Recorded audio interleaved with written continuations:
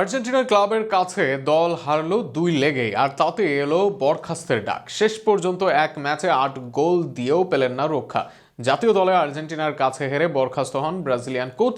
এবার ক্লাব লেভেলেও আর্জেন্টিনার ক্লাবের কাছে বরখাস্ত ব্রাজিলিয়ান গার্দিওলা খ্যাত আগামী দিনের বিখ্যাত কোচ ফিলিপে লুইস।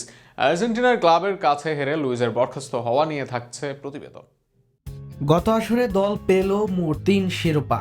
এর মাঝে রয়েছে ব্রাজিলিয়ান লিগ সিরিয়া ও মহাদেশীয় আসর কোপা লিপার্তাদোসের শিরোপা। ফ্লামেঙ্গোর হয়ে জয় করা হয়েছে মোট 5 শিরোপা, সেটাও মাত্র 2 বছরে। 108 ম্যাচে কোচিং করিয়ে জয় পেয়েছেন 60 ম্যাচে। সেই ফিলিপে লুইসকেই বরখাস্ত করা হলো নতুন মৌসুমে আসতে না আসতেই। আর্জেন্টিনার ক্লাবের কাছে হার এনে দেয় তার বরখাস্তের ডাক।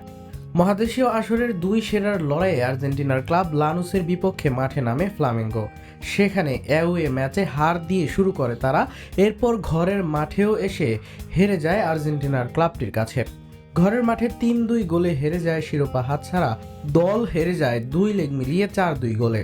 আর যেই কারণে শেষ পর্যন্ত চাকরি হারান ফিলিপে লুইস। এমনকি এই হারের ক্ষত এতটাই ছিল, এরপরের ম্যাচে 8 গোল দিয়েও আর বাঁচাতে পারেননি চাকরি। শুধু 8 গোল নয়, মাদুইরিয়া আর্জির বিপক্ষে ফ্লামেঙ্গো 2 লেগ মিলিয়ে দেয় 11 গোল, কিন্তু তাতেও মন গলেনি ফ্লামেঙ্গো বোর্ডের।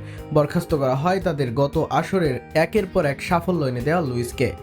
এই ফিলিপে লুইসকে বলা হয় ব্রাজিলের আগামী দিনের সম্ভাবনাময়ী কোচ। আরেকদিকে আছে একের পর এক সাফল্য, এর বাইরে ডাগ আউটে তিনি বেশ শান্ত স্থির, যা নজর কাড়ে অনেকের।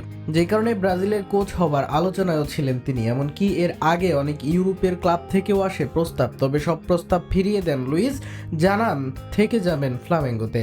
শেষ পর্যন্ত ফ্লামেঙ্গোই রাখলো না ব্রাজিলের সাবেক এই তারকাকে।